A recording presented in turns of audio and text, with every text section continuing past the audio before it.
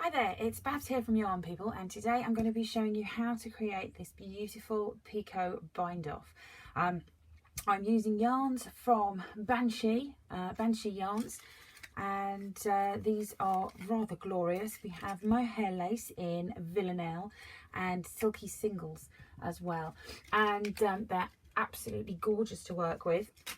And so I'm going to be using the main colour, which is the silky singles, rather than the mohair, so that's a bit simpler for you to see the process to actually do the cast off. Now for the cast off, you need to cast on first. That's what creates these little bumps and lumps along the picot edging, and so I'll just take you through that process. It's very straightforward. So we start by casting on two, so you insert through the last stitch and then on next to it, bring that through and put it over the left hand needle, cast on a second time, so wrap around, pull it through, put it back onto the left hand needle, and you will now have a set of 3 stitches on the left needle, and then you have the remainder that you're looking to bind off. And we're going to knit 1, knit 2, and we're going to pass 1 stitch over, which binds off a stitch, and we're actually going to bind off 4 stitches now. So that's the first one, second, third, and 4th stitch, which is bound off, and that gives us this little bump. So we cast on 2 stitches, and then as we start to bind off, that creates that little hillock or hump of stitches that we have there. And then you simply pass the last stitch back onto the left hand needle, and then use that to start the next cast on 2. Now, one of the things that I will just make you aware of, be very careful, especially if this is the first time that you've been doing this stitch.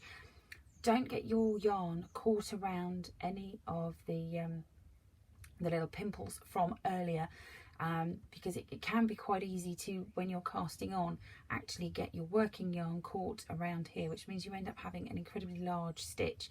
If it wraps around and then gets worked, you end up with an incredibly large stitch. So just keep that in mind and be a little bit aware of that as you're casting on those additional 2 stitches. So there's our group of 3, which means I'm ready to start casting off my 4.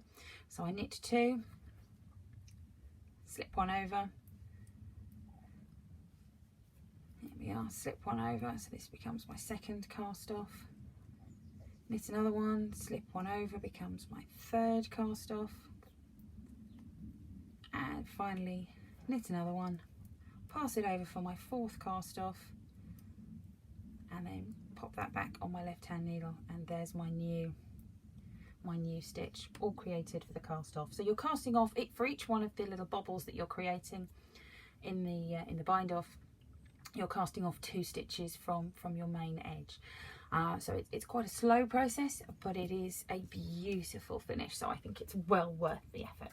Hopefully this has been useful to you, it's been helpful, and if it has, please give the video a thumbs up, a like, share it. All of that kind of stuff helps other people find these tutorials.